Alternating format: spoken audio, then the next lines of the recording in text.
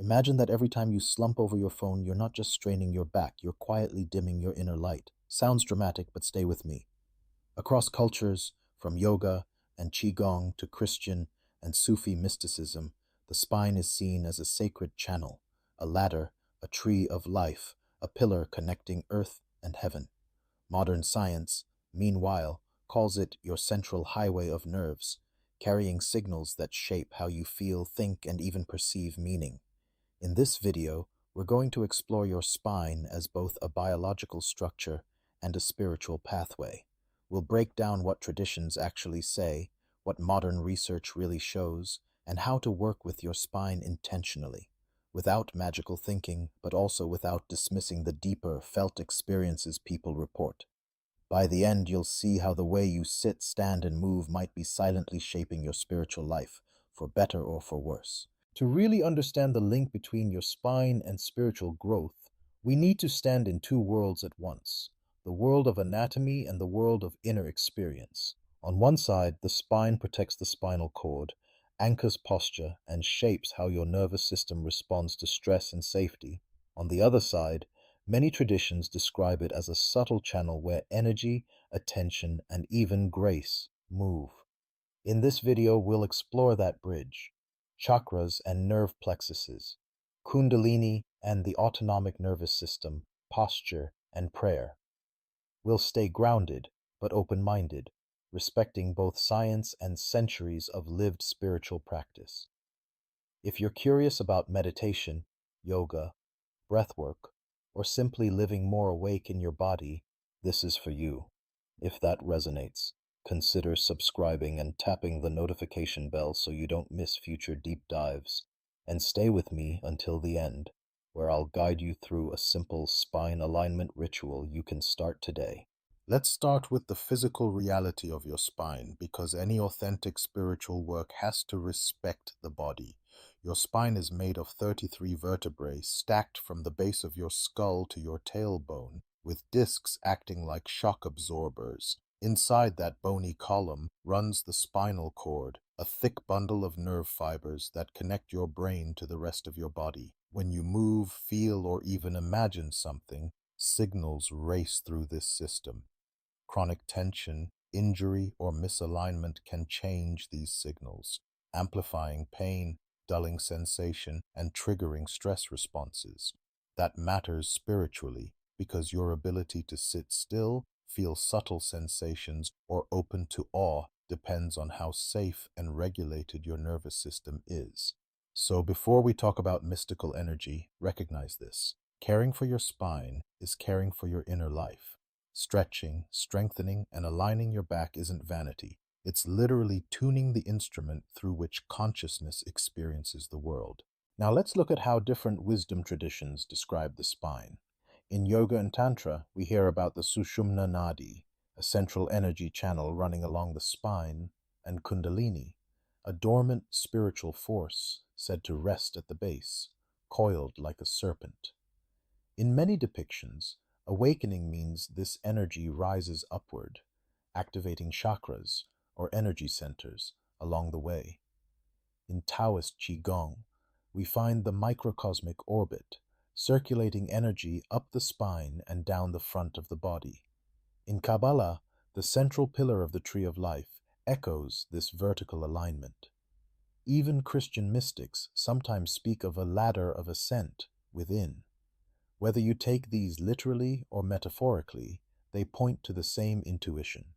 The spine is a vertical axis connecting lower instinctual life with higher, more refined awareness.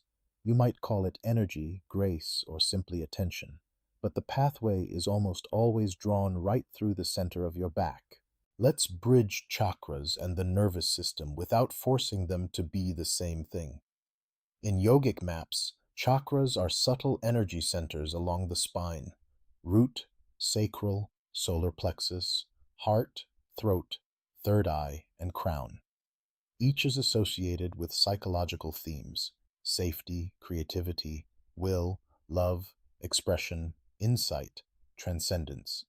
In Western anatomy, we find nerve plexuses and endocrine glands near many of these points. The sacral plexus, solar plexus, cardiac plexus, cervical plexus, and major glands like the adrenals and thyroid. When your posture collapses or your breath is shallow, pressure and tension change in these areas, affecting blood flow, nerve signaling, and hormone release. So while chakras aren't just nerves or glands, the maps famously overlap. When people say, "My heart chakra feels closed," they're often describing an experience that includes muscle tension, restricted breathing, protective emotional patterns, and reduced interoceptive awareness along the mid-spine and chest region, a very real mind-body-spirit knot. Posture is often treated as something your dentist nags you about, but spiritually it's far more than stand up straight. Your posture sends a constant stream of signals to your brain about safety, confidence, and openness. A collapsed chest, rounded shoulders, and forward head posture are strongly associated with low mood and anxiety. An open, lengthened spine with relaxed shoulders supports a calmer, more alert state. From a spiritual lens, posture is your body's prayer. When you bow, kneel, prostrate, or sit upright in meditation, you're embodying a relationship to life, humility, surrender, receptivity, or presence. Over time, that physical habit subtly teaches your nervous system how to inhabit those qualities. So if your spine is compressed most of the day, it's like trying to tune into a subtle radio station with a bent antenna. Straightening isn't about rigid military alignment. It's about creating a stable, relaxed vertical channel through which breath, sensation, and attention can actually flow. Ancient texts talk about prana, ki, or life force rising along the spine. From a modern perspective, we can reframe this as shifts in nervous system activation and body-wide regulation. When you focus attention along the spine, especially with slow breathing, you stimulate pathways related to the vagus nerve and parasympathetic system, the rest and digest mode. People often report tingling, waves, or warmth moving upward, rather than jumping to supernatural explanations. Notice what's actually happening.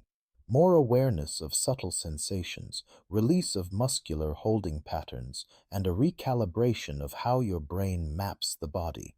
Over time, this can feel like an inner current waking up, what some call kundalini. The risk is either dismissing it entirely as just nerves or romanticizing it as purely magical. The more balanced view, your biology is the stage upon which spiritual experiences play out. Respecting that stage makes those experiences safer, deeper, and less confusing. Let's make this practical with a simple vertical alignment exercise you can do right now. Sit on a chair with your feet flat on the floor, hip width apart. Scoot to the front edge so your hips are slightly higher than your knees. Let your hands rest on your thighs. First, gently rock your pelvis forward and back, exaggerating an arch and then a slump. Find the middle point where your lower back has its natural curve, not rigid, not collapsed. Imagine your spine stacking up from there, vertebra by vertebra, like coins balancing. Lift the crown of your head toward the ceiling, as if a string is gently pulling it upward, while your sitting bones root down. Soften your jaw, throat, and belly. Let your shoulders melt away from your ears. Close your eyes. Notice how this vertical alignment changes your breath, your mood, even your sense of inner space. This is the basic physical template for most seated spiritual practices. Breath is the bridge between your spine and your spiritual state. Most people breathe high and shallow into the upper chest, especially when stressed, which tightens the neck and upper back. We want to reclaim a long, slow breath that gently massages the spine from within. Try this. Staying in that aligned position, place one hand on your lower belly, one on your upper chest. Inhale slowly through the nose for a count of 4, letting the belly hand rise first, then the chest hand. Feel the breath expanding the ribs around your spine, like an umbrella opening in all directions. Exhale for a count of 6, allowing everything to soften downward. After a few rounds, imagine the inhale drawing awareness up along the spine, from tailbone to crown, and the exhale sending a gentle wave back down. This simple pattern calms your nervous system, increases spinal mobility, and prepares the channel for deeper inner work. If the spine is your inner axis, then spiritual growth is often about gradually straightening and stabilizing that axis in your body, but also in your character. Emotionally, we talk about having backbone or standing up for yourself. Spiritually, that backbone is the capacity to stay present and upright in the face of difficulty without collapsing into despair or puffing up in arrogance. When you practice sitting with a long, relaxed spine, you're not just training muscles, you're training qualities: steadiness, groundedness, gentle dignity. Over time, this somatic pattern seeps into how you speak, choose, and relate. Moments of insight often come when the body is relatively stable and the spine is quietly awake. During meditation, prayer, or even a simple walk where your posture feels fluid and aligned. Those flashes of clarity aren't separate from your nervous system. They're arising through it, riding on the same pathways your everyday stress and distraction travel. We need to talk about Kundalini and energetic awakening because spine focused practices can sometimes trigger intense experiences. People report heat rising, involuntary movements, emotional floods, or spontaneous changes in breathing. Traditional texts frame this as a powerful spiritual force. Modern psychology might see nervous system dysregulation or trauma release. Both views can be useful. The key is respect and pacing. For most people, gentle spinal alignment, breathwork, and awareness are safe and beneficial. But aggressively trying to force energy up the spine through extreme techniques, especially without guidance or emotional groundwork, can be destabilizing. If you experience overwhelming sensations, panic, insomnia, intrusive thoughts, treat it like a nervous system issue first. Slow down, ground, seek support from qualified professionals. A mature spiritual path doesn't chase fireworks. It builds a strong, resilient container so that whatever arises, peaceful or intense, can be integrated, not worshipped or feared. Another major piece of the puzzle is trauma and how it lives in the spine. When something overwhelming happens and we can't fight or flee, our body often goes into freeze, muscles brace, breath shortens, and the spine may subtly curl inward to protect the front of the body. Over months or years, that protective posture can become a default shape, carrying with it chronic tension, numbness, or hypervigilance. Spiritually, this can make practices like meditation feel unbearable. Closing your eyes and turning inward might bring you face to face with sensations your system has been avoiding. Gentle spinal work, slow stretching, mindful movement, supported back bends, even trauma-aware bodywork can gradually invite the spine to unfurl. As this happens, long-stored emotions and memories may surface. Rather than seeing this as a spiritual failure, you can recognize it as part of the purification many traditions describe. The body finally trusting enough to release what it's been holding. So, how do you weave all this into a daily spine based spiritual practice? Think of three pillars: awareness, alignment, and integration. Awareness. Several times a day, pause and scan from tailbone to crown. Where is there tension, collapse, or rigidity? Just noticing starts to change the pattern. Alignment. Pick one simple practice like the seated alignment and breathing we explored and do it for 5 to 10 minutes most days. Over weeks, this subtly retrains your posture and nervous system. Integration. Bring spinal presence into your existing spiritual life. If you pray, notice your back as you do. If you journal, sit upright and feel your spine as your listening rod. If you walk in nature, imagine each step lengthening and softening your back. Spiritual growth isn't somewhere up there. It's this body, this breath, this spine, gradually becoming a clearer channel for awareness and compassion. Let's distill everything we've explored into a few key insights. First, your spine is not just a stack of bones. It's the physical highway for your nervous system and the symbolic axis for your inner life. When you care for it, through posture, movement, and breath, you're directly supporting your capacity for presence, insight, and compassion.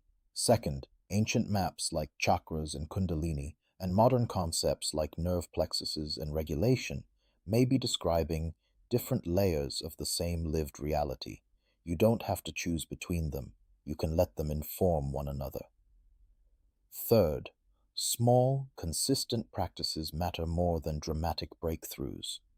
A few minutes of daily spinal awareness, alignment, and breathing can slowly reshape both your body and your spiritual experience. Finally, intensity isn't the goal. Safety, groundedness, and integration are. A healthy spiritual path respects your biology while honoring your deepest sense of meaning and connection. If this conversation about your spine and spiritual growth resonated, let it become more than just an interesting idea. Turn it into an experiment in your own life. Over the next week, choose one simple commitment. Maybe sitting upright for 5 conscious breaths every morning, or checking in with your spine before you open your phone, or walking with a bit more vertical awareness. Notice what shifts in your mood, your clarity, your sense of connection.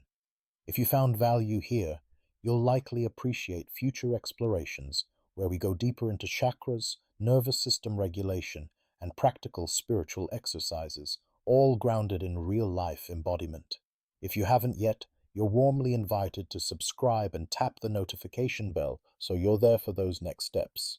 Share this video with someone who's curious about the mind-body-spirit connection, and let me know in the comments, what did your spine teach you today?